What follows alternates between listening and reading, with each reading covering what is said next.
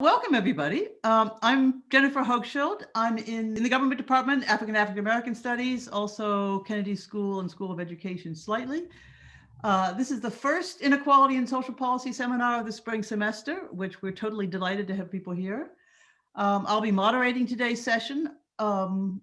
This seminar series is part of the Harvard James N. and Catherine D. Stone PhD Scholars Program, located within the Malcolm Weiner Center for Social Policy, which is located within the Harvard Kennedy School.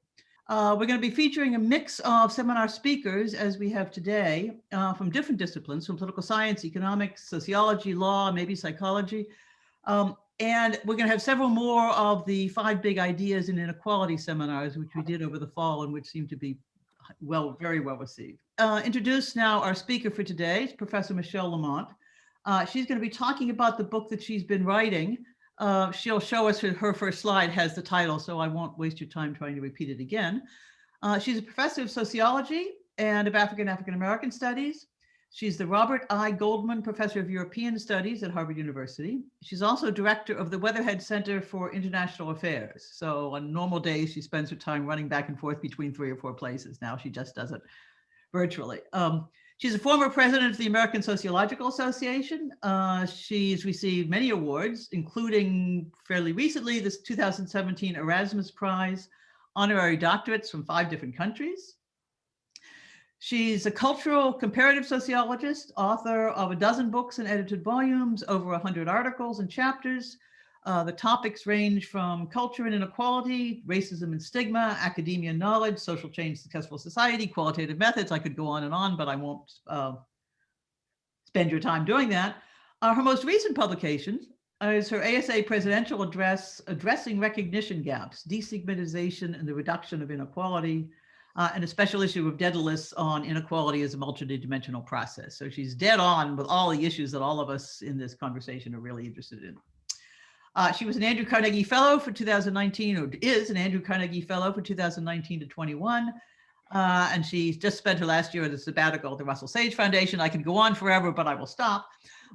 And with great delight, turn the conversation over to Michelle. Thank you so much, Jennifer. And thank you to the program for inviting me to open the semester. That's a real honor. And it's a very precious occasion for me since I'm really in the middle of writing this book. So this is being written as I speak, basically. So your feedback could not be more timely for me. So you have the title here, New Engines of Hope After the American Dream. It could be also during COVID, Finding Recognition in the New Gilded Age. So many people are having a hard time these days, you've probably noticed. And the question is really to try to move the conversation toward a sociological analysis of the production of hope. So how do I do this? I focus on the people who are experts in the production of hope. We hear often the phrase, who's legit? I'm legit. Well, this has to do with the production of cultural membership and with what I've called the recognition gap in the presidential address that Jennifer just mentioned. And this is a social production. It's a social accomplishment, how we come together to define who is legit. And the goal of my research is to try to understand how can we broaden the circle of who's included among those who are defined as respectable. So the person in the white t-shirt is a trans person, Zachary Drucker, whom we have interviewed and who served as an advisor on the show Transparent, which has been a very important show because it has represented how a 60-year-old man who decides that, in fact, he's queer and he wants to dress as a woman, goes about negotiating this in his middle-class life and with his 3 adult children. So it's really a show about the production of hope. And this book is very much about how the script through which we understand who's legit are in the process of changing toward becoming more and more inclusive.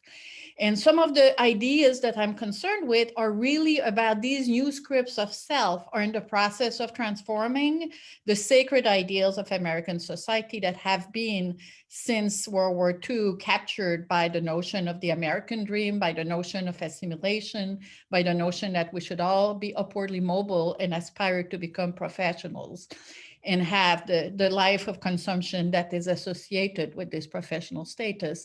We now know, especially after the Trump election and the moment we're living in, how damageable this emphasis on everyone should be having the lifestyle and the values of professional, how deeply damaging it has been to our society. So I'm going to talk about the diagnosis, how to make sense of the current moment. So the book is really organized in 2 sections. The first section is the diagnosis, which is specifically about these neoliberal scripts of selves that have become very highly institutionalized and that equate the worth of people to the kind of life that most of the people on this talk have or aspire to have, become the members of the top 20% of the population, which comes hand in hand, I agree, with a loss of recognition and dignity for the majority of the population. This is increasingly defined as a zero-sum gain, and everyone is losing in the process, as you will see. And the second part, the core of the book, is really about this process of production of new narratives of hope and how we may go about broadening the cultural membership, the definitions of cultural membership we share. So the book I'm writing is a book for a large audience, a trade book. I've never done that before. So as I'm talking to you about the book, I'm talking to you both as social scientists who are interested in the social scientific puzzle behind the book, but also I'll tell you a little bit about how I'm going to go to write a book for a larger audience. Most of what I'm going to talk to you, people consume first degree. You hear about Black Lives Matter and you engage in it as a human being and not necessarily analytically by trying to understand how the scripts that come with Black Lives Matter are produced and what it does to us as human beings evolving in society. So I want to give citizens the tool to understand the cultural dimension of inequality, which is normally taken for granted. Whereas I think the tools we have to understand the economic aspect, the distribution aspect of inequality have now really been diffused through the population at large. It's not at all the case for the cultural part. So I want to talk about this. And I also want to try to transform the conversation we're having about the criteria through which we evaluate each other's work and how some groups remain stigmatized.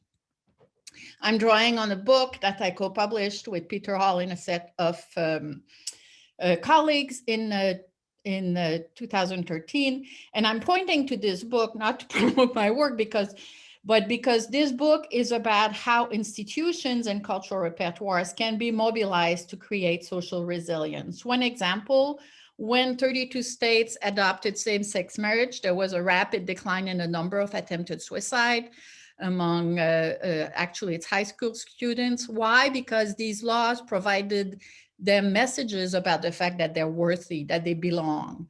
And the same thing can be said about a lot of other institutions and cultural repertoire. So I'm interested in how, so the approach is really to look at how our environment is increasingly structured at the cultural level in such a way that more people can perceive themselves as worthy. And how does this happen? So instead of focusing on grit, probably the predominant approach to studying resilience now, I'm looking at the cultural structures and the institutional structures that are being put in place to enable people to feel worthy. So what do I draw on? I have, together with a large team of wonderful research assistants, several of whom are part of the program, of the inequality program, done interviews with agents of change. I'll provide you a list of some of them in a few minutes. It includes some of your colleagues, such as Marshall Ganz. We've also done interviews with Gen Zs. I have not done these interviews myself.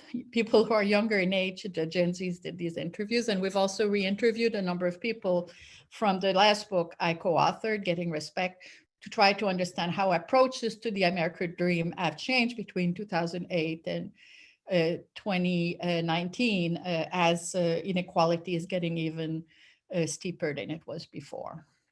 The key concept is the concept of recognition, which has been popularized by, I guess, Hegel originally, but more recently by Axel Honneth. And it is really about the transformation of the frames through which groups are perceived as being worthy. The parallel concept is the concept of stigmatization that you're probably far more familiar with. Think about stigmatization of the poor, the ways in which the poor are viewed as unworthy from a moral perspective because they're alleged to be lazy or, whatever. And all this has to do with cultural membership, which has to do with the valuation of groups, how people are understood to be similar and different from each other, inferior and superior. And that is a cultural process. It's an accomplishment, it's a social accomplishment through interaction at the micro level and transformation of frames that exist at the intersubjective meso level. So this is a 2014 paper that explains how this operates, if you're interested. I'll come back later to the various papers that inspired the project. So those of you who are diehard materialists or old Marxists like myself will think, well, what do we care about recognition? Well, it really matters. Think about LGBTQ youth that are kicked out of their house by their parents. They end up poor, and they end up poor because of stigmatization of queer identity. It has a huge influence on health. Think about what we know about the allostatic load and its impact on the health of racially stigmatized group, on and on. I'm not going to go on about this. I think by now many people understand how this works and that how recognition truly matters for subjective and physical well-being. It certainly matters politically, as we've seen over the last 4 years. So the book, I'm building on this presidential address, which really aimed to develop an empirical sociology of recognition and stigmatization to really give us the tool to study these processes, these cultural processes as something that unfolds in time and that is produced collectively. So if you're interested in understanding more the literature that I'm building on, here you have the reference. And this annual lecture of British Journal of Sociology that I gave 2 years ago, From Having to Being, puts in place a lot of the basic tools that I need for this book in progress. So the first part of the book, I'm going to go really quickly here since I know that I don't have that much time, is about the current moment, these neoliberal scripts of self that we live in the middle of, where we're supposed to be total achievers every moment of the day. Not only are we supposed to be, but our children are supposed to be as well. So we're all turning into helicopter parents, driving everyone nuts. So we have a total hegemony of the upper middle class. And at the same time as we have growing inequality, which means that as people believe that they need to succeed in order to be worthy, it has a lot of side effects, a huge mental health crisis for the upper middle class, which not enough people know about, and of course the opioid crisis for the working class. So you can see here the frequency at which the term neoliberalism appeared in the media. So for the US and for Europe, it's still, it peaks in 2016. Here I don't have the data for the last 4 years, but you can see it's still very, very recent. And lots of the literature has been about the political and economic aspects, the administrative aspects of neoliberalism, but I'm particularly concerned with the cultural aspects, which are the scripts of self, the institutionalized frames through which we perceive who's a worthy person, this notion of ideal self, which was embodied in some way by the values that Trump embraced, with a focus on self-reliance, pursuit of status, wealth, and consumption, and competitiveness. We often think also of meritocracy as central to this because it views success as an individual achievement independently of the resources that are given to you at birth. And belief in meritocracy has increased enormously over the last decades. A summary of Jonathan Miche's data, who If we look only at these 4 countries, France, Germany, the US, and the UK, you can see that it has partly increased in the UK and has become a pretty universal belief as of 2010. And it has increased in all but 5 countries. Decline only in Canada, France, and Australia. So the problem with this dream is that it happens at the same time as you have a very rapid decline of upward mobility, as documented by Rash Chetty, and he's in the process of working with David Grusky and Kathy Eden on the project that looks even at this in even greater details. Of course, a topic that Jennifer Hochschild has spent a lot of time working on.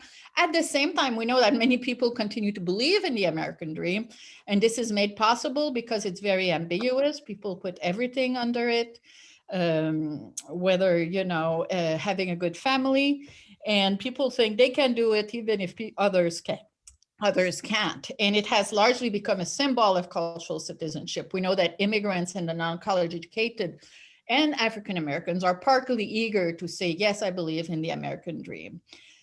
But it is very pernicious impact because it defines one group, professionals and managers, the top 20% of the population, those who succeed, as worthy, and the rest as less worthy.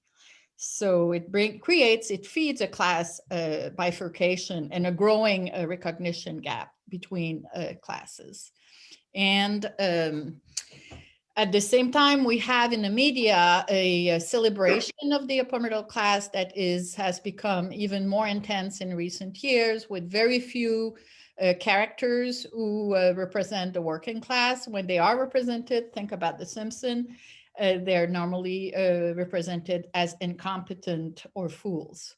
So it's very rare that working class find representations of themselves that legitimizes and values their lifestyle or their sets of cultural orientation. This mental health crisis that I mentioned in the upper middle class is particularly strong among the non-Hispanic whites, not at all the people we would have expected. And they cite money and work, the fact that they're too stressed out, having to work too much, as explanation for the fact that they're not doing too well. And of course, a lot has been written on the crisis among Gen Zs. The UCLA survey is often cited to show an increase in number of young people who are feeling overwhelmed. In part because they face too much competition. And this, of course, is accentuated by COVID. We know that the Gen Zs are those who are suffering most under COVID because of the great uncertainty and their inability to think about the future. So the second part of the book, which is in fact my passion, I think much more original than the first part, is really about the production of the new scripts of hope, how people think about the future. So I'm looking at who produces these new scripts. How much are they trying to promote a plurality of criteria of worth that would help us understand where people may find hope? How about everyday cosmopolitanism? How are people now moving toward thinking that we're all equal, that there are some things that bring all of us together as human beings? And how do the group that are most stigmatized come to be destigmatized?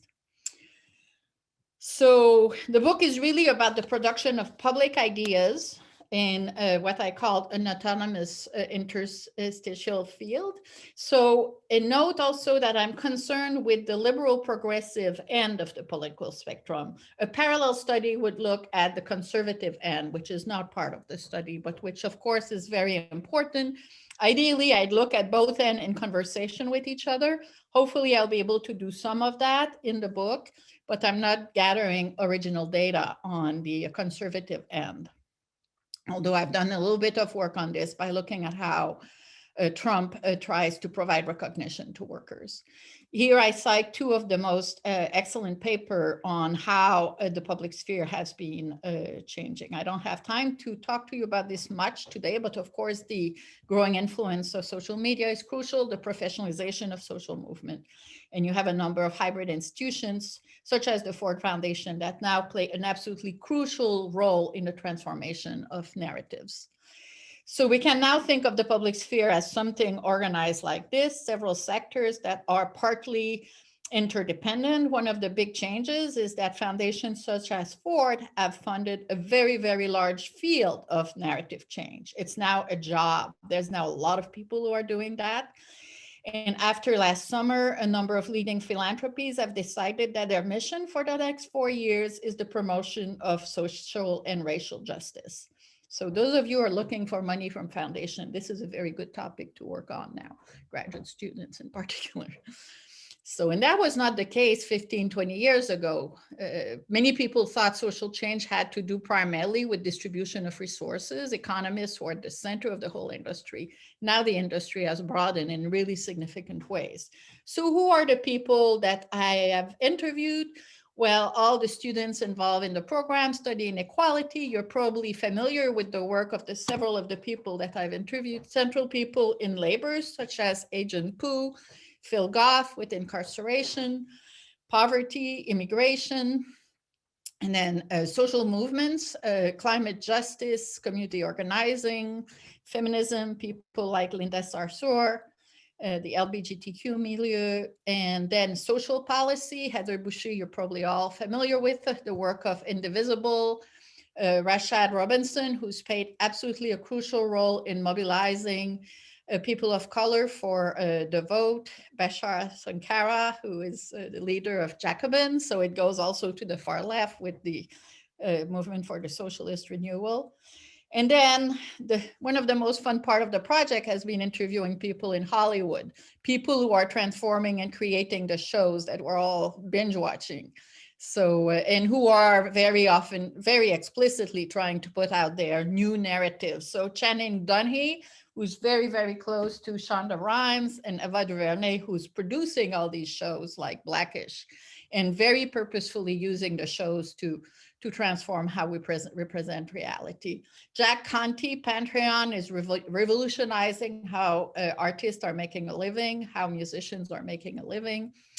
And then in religion, Barbara Stanley, one of my favorite characters, controls a massive amount of money through which she is creating social change. And here you have a couple of our colleagues, Skip Gates and Cornel West, and the stand-up comics. We have by now interviewed something like 20, 25 stand-up comics about people like Camo Bell, about what kind of vision of the world they're trying to produce as they are doing their shows, but also they don't want to be pigeonholed. So it's a very complex thing about the different visions of reality that they're trying to offer while making people laugh without seeming like they're just giving lessons.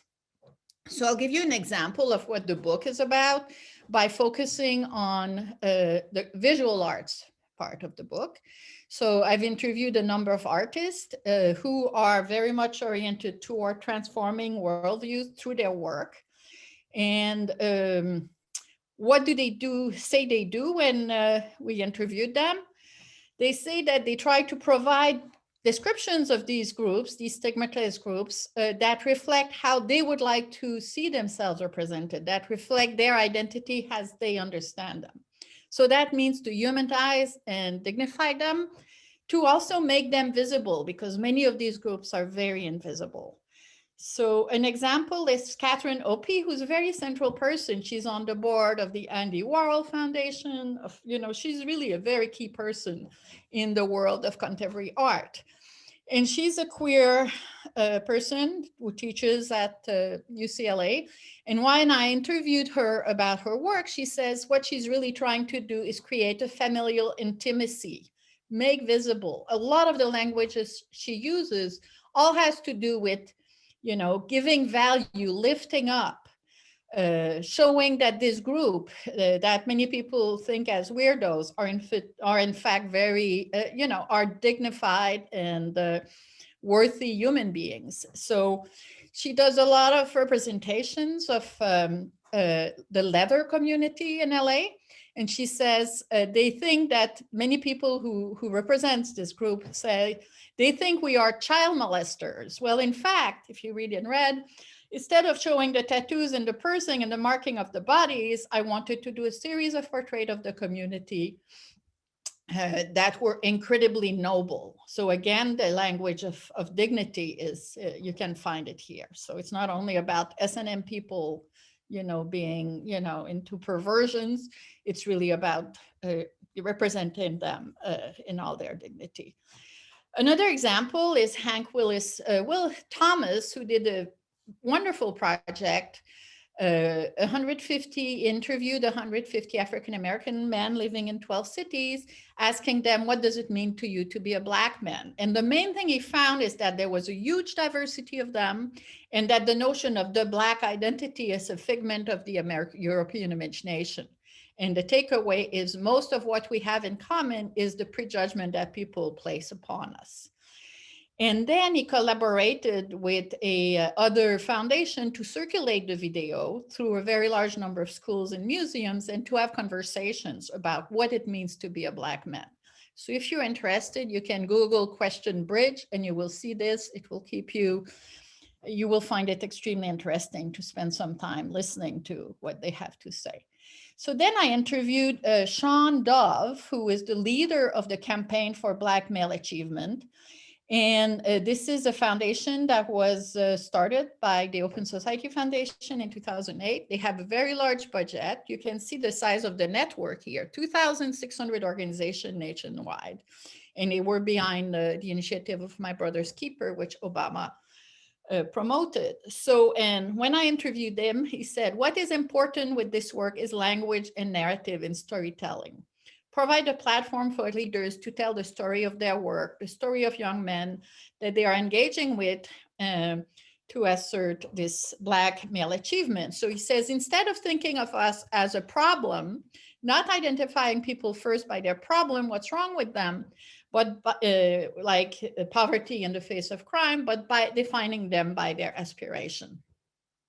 So I certainly have seen a shift that, right? Of course, many people oppose this, like Kimberly Crenshaw really rejected this organization, saying it's all patriarchy, it's men, well, how about women? But so what's important here is this notion, I propose the notion of recognition change to talk about the ways in which cultural producers will produce the cultural expression of the change, but then they join forces with funders, such as the Campaign for Black Men, to scale up. The term scaling up comes back all the time in the interviews.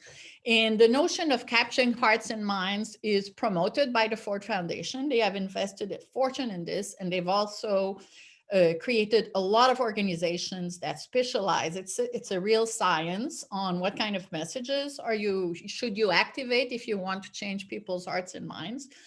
And there's a very clear political dimension to this, which is to transform reality. And to transform your reality, you have to help people develop empathy, and you have to transform group boundaries. And you do that with message together with money. You need both hand in hand. So that's going to be very central to the message of the book. And I'll explain how this is happening. And what's ahead, I think, is very much a consolidation of the professionalization of the field of narrative change and the development of a number of interconnected organizational sectors, such as those that I presented in the slide with the concentric Venn diagram. A number of large foundations that are throwing a lot of money at this, and very important elite cohort replacement in a number of cultural industries that have really intensified since this summer. With in the publishing industry, I could give you many examples. People, older people leaving. The Poetry Foundation would be an example, where you have a number of older guys who were forced out, and then you have a whole new cohort who comes in, which is really committed to providing a much more diverse, multicultural understanding of what American society is about. So this is really a sea change in what American society will look like in the next few years. So the theoretical model, which we describe in a paper we wrote a few years ago, is really one where you have cultural resources in the environment that social actors who are engaged in destigmatization are drawing on to engage in destigmatizing action, which results in outcome. So in one paper we wrote about this, we looked at the transformation of 3 groups that are highly stigmatized: people living with HIV, AIDS, African Americans, and people labeled as obese, and we looked at the secondary sources that document the transformation of the frames associated with these groups, with 3 very different levels of success. HIV/AIDS being the highly successful group, people living with obesity, very low, and African American mix. And we show that the model, how it operates, is basically this, but it works very differently across the 3 cases. So we want, as I write the book, I also want to show to people how the cultural meaning, the dominant cultural meaning associated with groups is changing. The obesity case being the low success one, but it is changing rapidly. You will remember Lizzo at the 2020 Grammys. I mean, the the fat acceptance movement is now really getting a lot of speed, and things are changing quickly. So the book is also about teaching people how this is happening. And I've been engaged in writing a few papers with Shira Zilberstein and Mary Sanchez. Mary is part of the Inequality Program, which focuses precisely on Gen Zs. Of course, Gen Zs as a category is a creation of the marketing industry. We're not embracing it. We're saying the group we're interviewing self-define as Gen Zs, which is why we're using the label. But in fact, who we're interviewing are college students in the Midwest and in the Northeast, and we're interested in how they are understanding their future. We interviewed them in the fall of 2019 and again last summer. So we have 80 respondents for the first wave, 48, I think, for the second. And we're able to ask them questions about what do they perceive to be the main challenges now? How do they project themselves into the future? Where do they find their source of hope? And who do they consume among the people we've interviewed? What do they watch? What's the place of social media? And how they understand the future. So as you can see, these are highly significant and salient categories, Gen Zs and millennials. You can see that Gen Zs are referred to in the media far more than millennials. And the Gen Zs are a group born after 98, and they are described as very skeptical of the American dream, which they reject. Many of them say it's a joke, and they focus on the diversity of personal goal. They are very concerned with social commitment. And like, for instance, philanthropy, even if they don't make much money, they love to give money to their friends, in particular to random people who are just asking for money to pay for their rent. It's a very different approach to charitable giving. And they focus, all surveys tell us for them, the key values are inclusion, authenticity, living according to your own values, sustainability, diversity, etc. And that particularly with the focus on a non-binary sexual identification. And they focus on local action. So we wanted to know how they think about the future. And of course, they were at the center of the movement for racial justice this summer. So it's a particularly salient group at the current moment. So we have 2 papers that I'll summarize to you in 5 minutes, and then I'll stop. So what do they do? The first paper is really about how they say that they develop social resilience. And we approach resilience by focusing on subjective resilience, how they account for what do they define as resilience and where do they find their resources. The paper has a large section on where we're comparing our approach to resilience and the many different approach to resilience you have in the literature. And we're concerned with the cultural resources that they draw on in order to develop scripts of self that are more oriented toward the collective. And we argued that the collective looms very large in how they think about where they find their resilience and their ability to think about the future, to find hope. So it's really a movement away from the traditional American dream, which was very much oriented toward individual success, toward developing collective identity, focus on connecting. So instead of, you want to get your house and your picket fence and everything, instead it's definition of projects, societal projects that are collective. So here again, the question of focusing on developing a conception of worth that is far more plural, is central to what you want. And the concept of niceness is crucial. They have a lot of discussion about is nice. Social justice is not niceness, but being a nice human is very central to their definition of an inclusive future and the vision of doing your part, bottom-up activism. They self-define as an activist generation. So I'll just read two quotes. So the whole point of America having diverse background is that we should all do, basically the key of what they're saying is do your own thing. We're all worthy. Diversity is the key to having a good society. Everyone has something to contribute. You just have to get in touch with who you want to be. So the personal becomes political in a way that is far more radical than would have been anticipated a few generations ago. How you deal with people, how nice you are on a daily basis is really what tells you what kind of society you want to create. And people are being canceled and called, upon if they are not behaving according to these norms. Sorry. So, and communal participation is absolutely central to what they value. So they say you have to have an opinion about everything political. Otherwise, you're basically, giving up as a citizen. And this is absolutely unacceptable.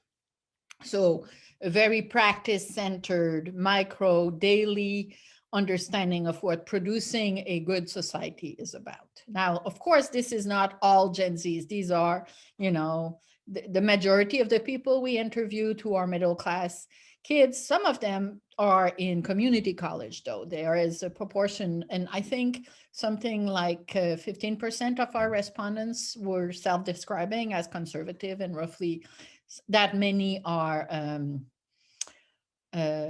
working class. And the second paper is about how they bring together various cultural repertoires in making sense of the situation that they are encountering. And the argument of this paper is that they're braiding various cultural repertoires that are often viewed as incompatible. So they do embrace the American dream and neoliberalism to the extent that they say hard work is absolutely crucial. You have to have projects, you have to have objective, you should not be lazy. You really need to take, hold of society.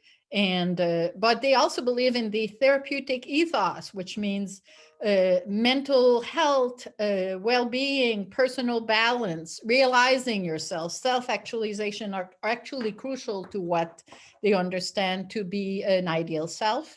And ordinary cosmopolitanism has to do with the notion that we're all the same, we're all human beings, we're all worthy, and that we should acknowledge the dignity of all human beings. And Gen Z cohort narrative has to do with what I was just describing, the fact that they believe in, a society where people are activists and engage in social change. So in this paper is engaging the literature and cultural sociology on cultural repertoires in unsettled times, which is very large literature and very lively literature. So we have coded everything they say. Shiraz Ilberstein is the leader on this paper. She's done an amazing job in identifying specifically what are the elements of existing cultural repertoires that they draw on, the notion of balance, for instance, for the therapeutic ethos, prioritizing interpersonal relationship.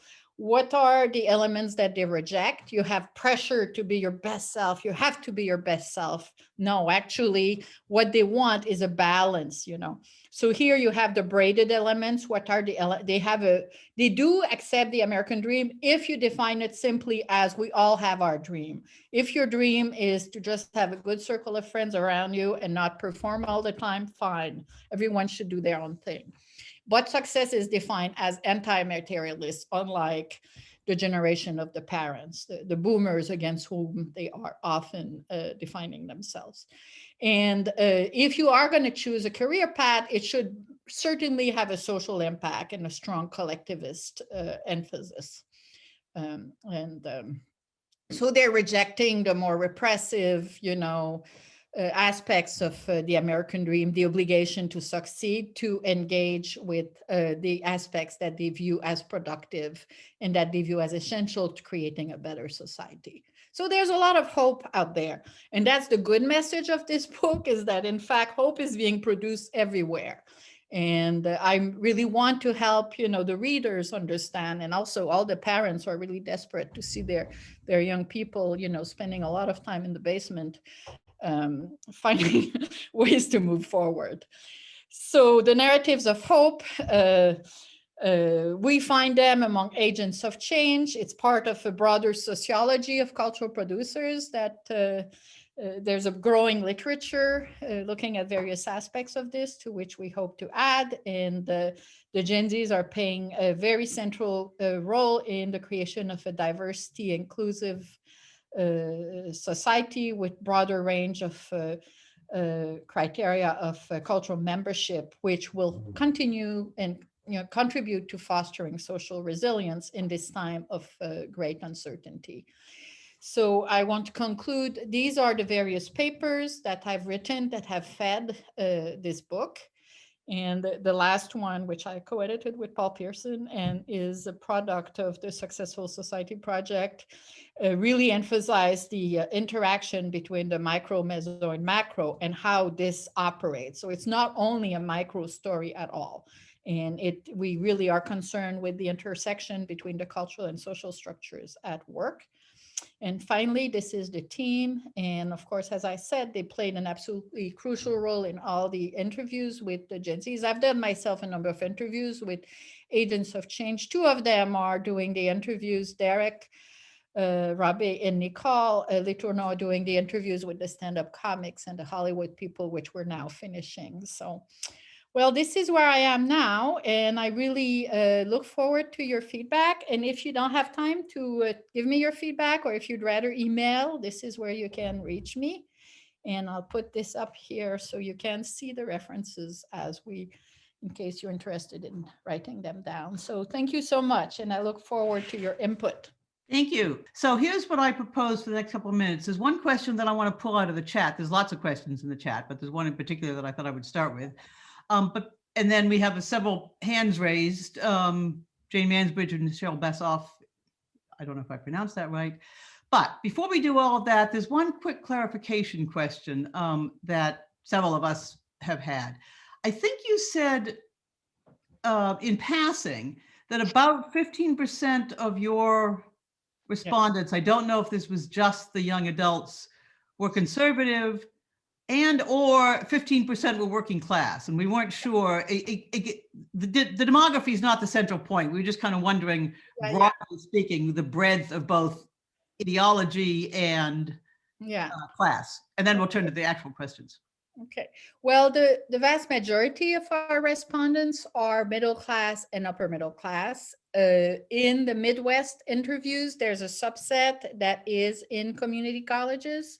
And of that group, if I recall, I don't remember exactly the numbers, it's roughly 12 to 15% who are working class. And that's roughly what I remember in terms of political orientation, which means that overwhelmingly, and as we were in the middle of doing the project, I had not decided, okay, since the sample of agents of change are clearly on the progressive end of things, I'll simply frame the project at this is about social change and hope in that end of the spectrum. And, we can talk, and I know though that more than 50% of something like 52% of the sample is people of color, but the various groups are too small for us to be able to do a systematic comparison. We can simply compare white with people of color. Yeah, no. Once you start using numbers with qualitative interviews, it makes me very nervous, exactly. As it does you, of course. So I'm going to start with one question in the chat, and then we've got some hands up. And I'll paraphrase it. You mentioned cultural producers, including the Ford Foundation. And I'm asking about this question because actually I had exactly the same reaction myself. This person goes on, I tend to think of culture as evolving from consciousness, collective experience of a people, rather than being injected maybe top down by advocates or especially by people with whole piles of money.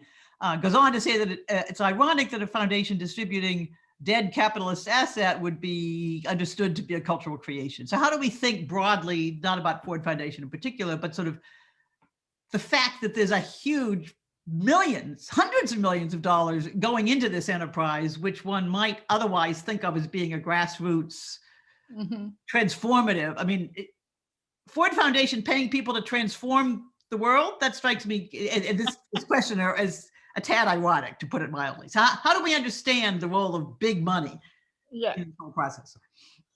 Well, that's a sea change. Darren Walker, who's been the president of the foundation for roughly 15 years now, I think, since the early 90s, is very explicitly committed to inequality. He's African American. It's been his agenda all along. And yes, the problem with the word culture, of course, is it means too many things. They are concerned with the transformation of narratives, and the narratives have to do with frames through which we perceive reality.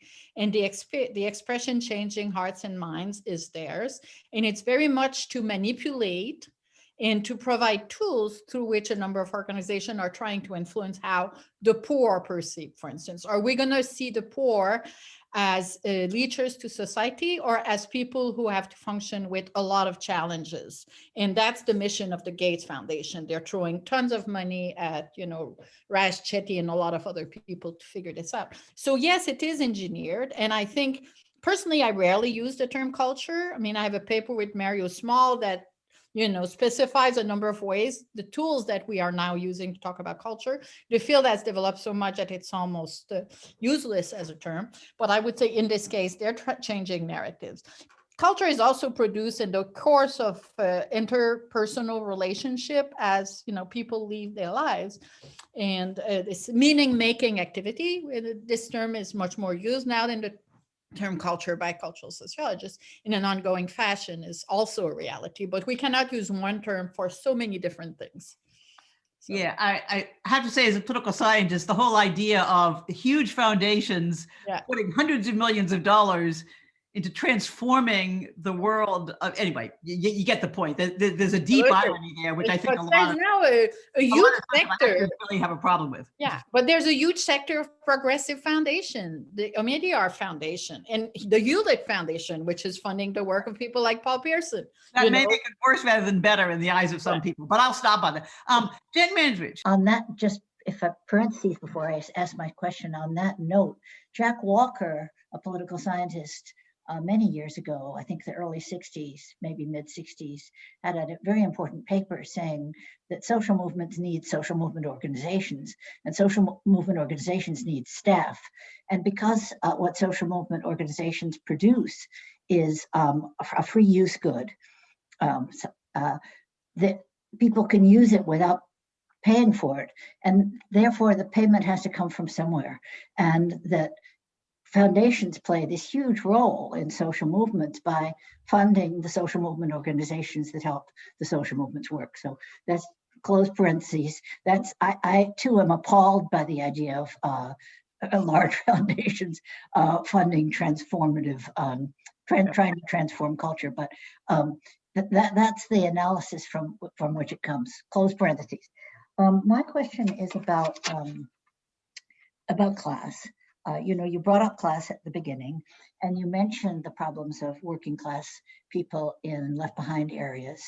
And then when you move to the influencers and some of the examples, none of them, and I'm not criticizing what you showed, because I am very much in favor of the things that you showed.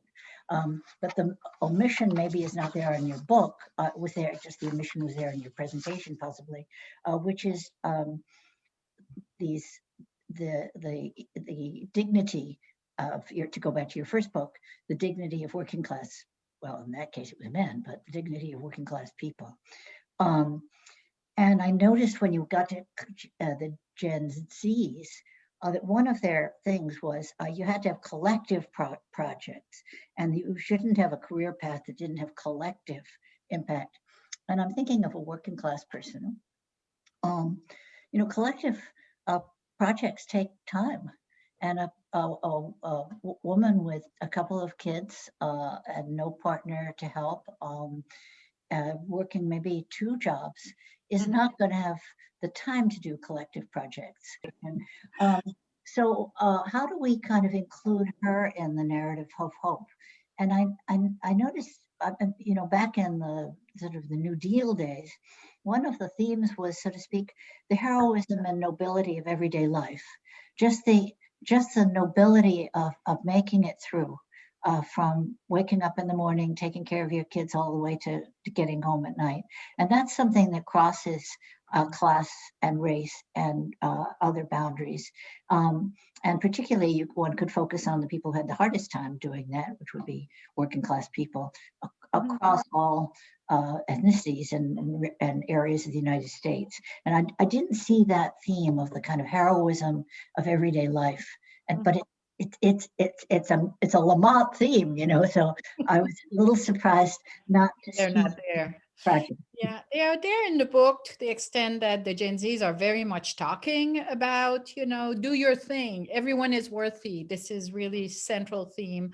It's not present among the agents of change because the agents of change are mostly concerned with mobilizing groups that have been excluded. So Rashad Robinson is all about, we need to get prosecutors or, general politicians elected who feel that they're accountable to African Americans. So this logic of, speaking for groups is central, but the democratic impulse that is behind feeding the group, the movement is totally an inclusive one that speaks often for people who are disenfranchised from the political process. So they will be there, Jenny. Don't worry. I'll go. And also there is 15 interviews with people we had interviewed from Getting Respect. And, a number of them are working class people. So their voice will be there. That's why we did these interviews. Thank you. Nicole. Thank you. My name is Nicole Bassoff. I'm a PhD student in public policy and STS. And I wanted to thank you for the talk. And I think my question actually is connected to Jenny's and might just be elaborating in the things that I picked up on. But so I guess one way to state my question is, to what degree does the cosmopolitanism that you're describing actually display a kind of cosmopolitan ethic, which would be the idea that there's multiple valid ways to go forward? So is progress in the narratives that you picked up on still sort of a linear one where there's a predetermined understanding of where we need to go? Or so then how does that relate to the way that these movements relate to democracy as a process? And what, is democracy a source of hope, or is it actually being seen otherwise if it doesn't feed the particular vision of progress that this group has? So that's kind of maybe a slightly different way of asking Jenny's question.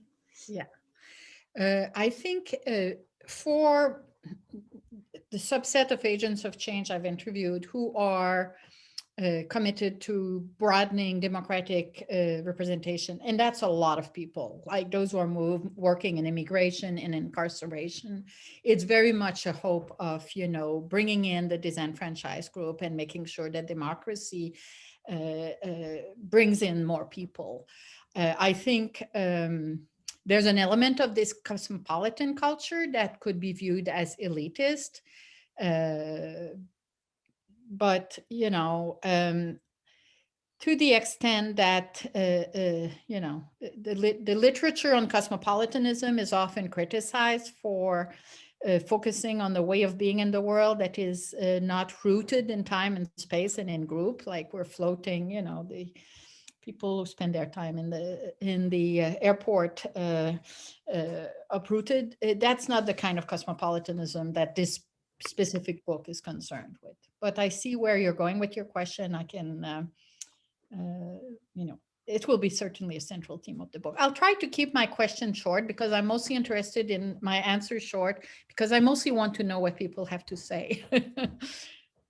So I assume, Pam, you can just save the chat. There's a bunch of really terrific questions and comments in the chat, which we'll hand over to Michelle, and you may want to get in touch directly with people. We have no really enough time to engage with them. Do we have time for one or two more questions? Okay, Short questions and short answers. That's Danny Schneider and Jed Schwartz. No, And Amy let's do Schellen. Amy. And Amy Let's do Schellen. Amy instead. We got Yeah. 3 people, Danny, Amy, Jed, really fast, each of you. Very short. The story you tell about the agents of change and the Gen Z folks really, I think tracks and really uncovers something in the consciousness. I was curious about what heterogeneity you hear from these folks. Are they really, is the left this unified in approach and orientation? It is hard to imagine. What variation did you find among these folks? Good. Yes. So with the working class Gen Zs, we know that they are far less likely to want to have leadership. They talk about the scarcity of resources that Jenny mentioned. They say, it might not, I may not be the one who will take leadership for the future, but I certainly want to do my share. And they talk much more about being constrained by material resources.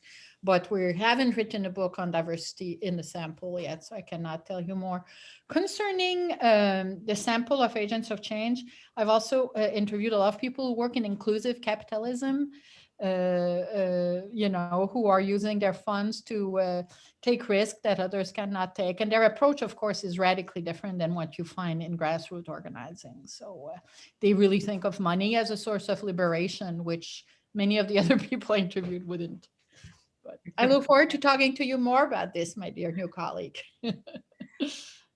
Except for the people who actually get the money. Sorry, Amy. I'm going to push back a little bit on the Ford bashing here, because part of it, self-disclosure, as a recipient of 2 Ford grants previously. And the reason is, I'm just going to do that very quickly and then ask my question, is that part of what these foundations do, as far as I can tell, is some things that academia doesn't do.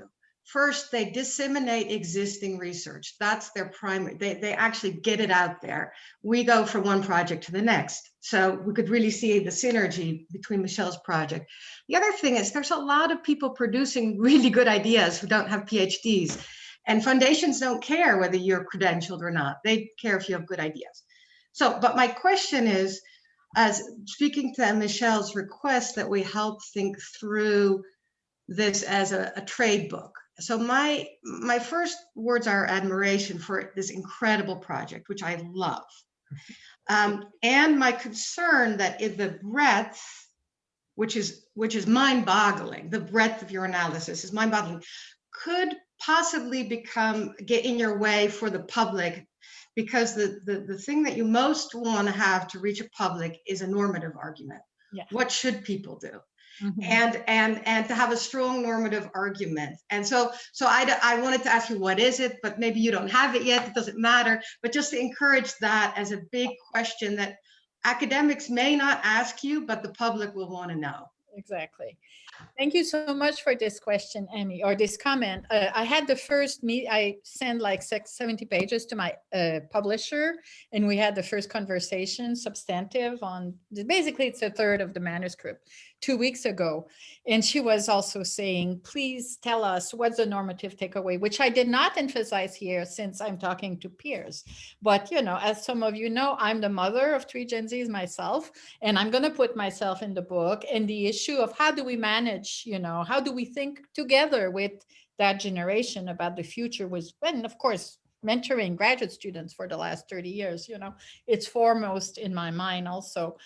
I think it's very much a message of hope, and to tell people, the many, many people who were super depressed, especially under Trump, there's way forward, and we all produce hope together every day in the work we do. I sincerely think that all of us on the call, we do produce every day because of the work that we do, which is opening, paths toward the future. So to help people understand that hope is not something that you find in the skies, it's a social accomplishment. There are messages that help people project themselves into the future.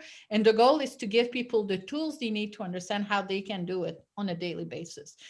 It involves getting in, the messages you give to the reader can be sometimes simplistic, like it sounds like you're on a soapbox, but it's part of what we have to do, I think, if we want to pass on to the larger audience what social aspects of social science that are not out there. You have the Piketty message that's clearly out there. I think what the good part of what sociology has to contribute has not been diffused yet. So we need to do Couldn't that. agree more. Lovely. Yeah. Hallelujah. Thank you, Michelle. This is wonderful. You obviously, I mean, you've got, I don't know, 20 or 30 questions in the chat, and many of us would have, I have half a dozen more that I have been heroically refraining from asking. Well, send them along, Jennifer. I'd love to see what you have to say. As you can see, I'm in the middle of this, and it's And that's an invitation to everybody, of course, from Michelle. of course, and I'll respond to people. Thank you for sending your question. Thank you very much. This is a terrific start to a terrific seminar series.